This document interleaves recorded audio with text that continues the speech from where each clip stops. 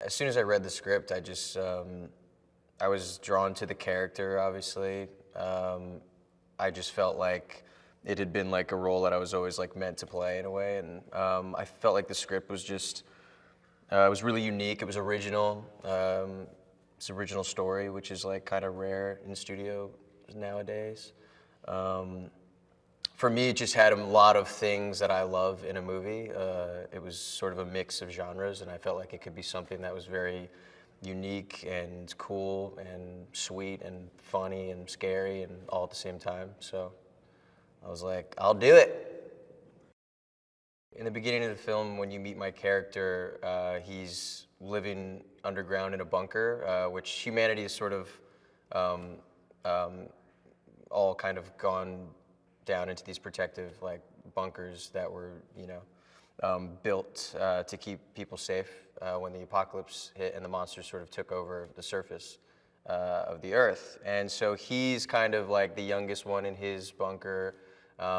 He's sort of like the ninth wheel in a way.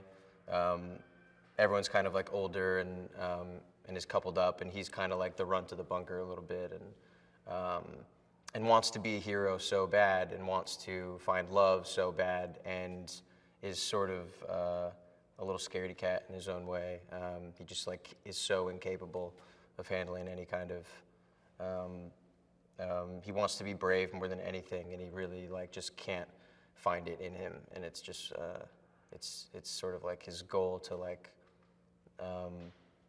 to one day like help and to protect and to find Amy, who is his girlfriend from when he was a kid, and he's still is longing for, essentially. Joel and Amy reconnect over the radio at one point.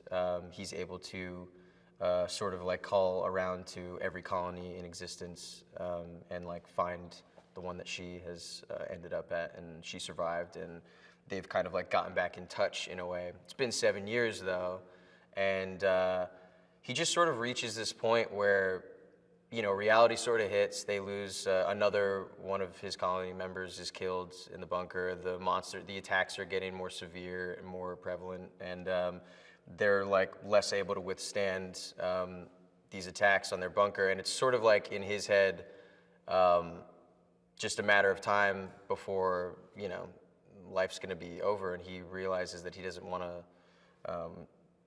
I guess, end up alone and end up without love. He's never gotten to fully experience that. He never got to like finish this journey with this person that he started with at a young age. And so he kind of just realizes that he needs to go for it, or he'd rather die trying, because he's going to die anyway eventually, just alone in this cold bunker underground.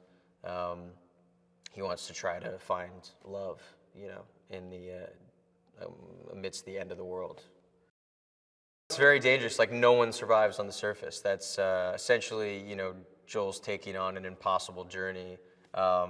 Even trained groups of hunters, can't survive on the surface. It's like sort of like anything and everything can and will kill you out there at this point.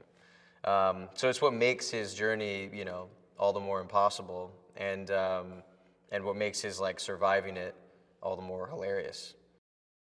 Clyde and Minnow, I mean, they end up saving his life multiple times, even after they part ways. Sort of just like, there's a mantra that Minnow teaches Joel that ends up, there's like several mantras, I think, that end up saving him, and just everything they kind of like teach him about the surface and about certain monsters come into play eventually and help him even long after they're gone.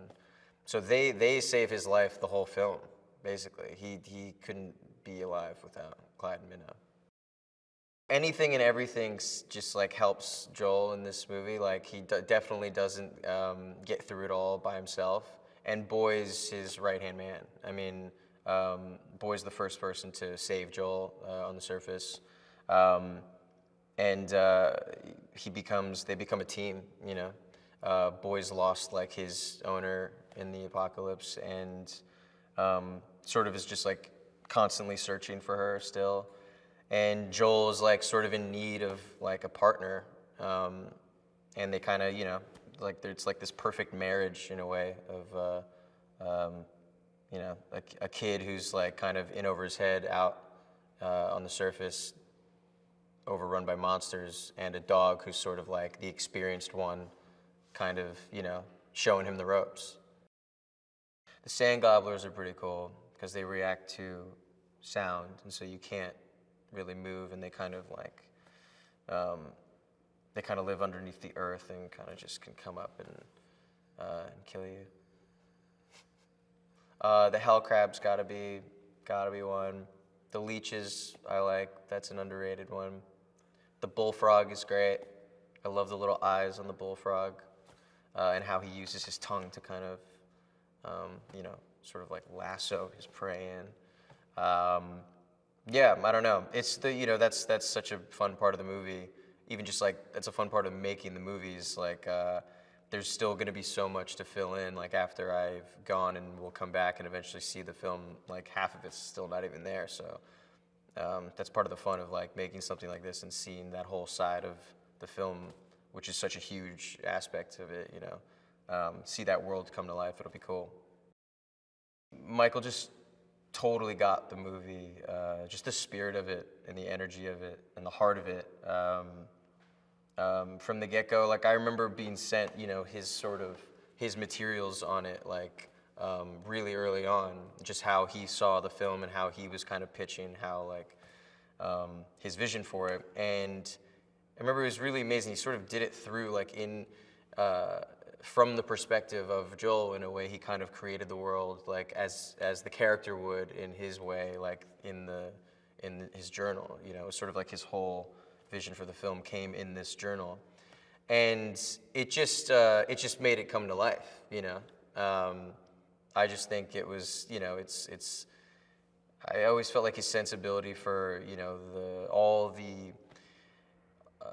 blend of genres that will be this movie. You know, it's a tonally like a tough thing to kind of balance it all, and I just felt like Michael was so good at kind of always keeping that in check, which is like the hardest thing to do when you're shooting a movie over the course of 2-3 months.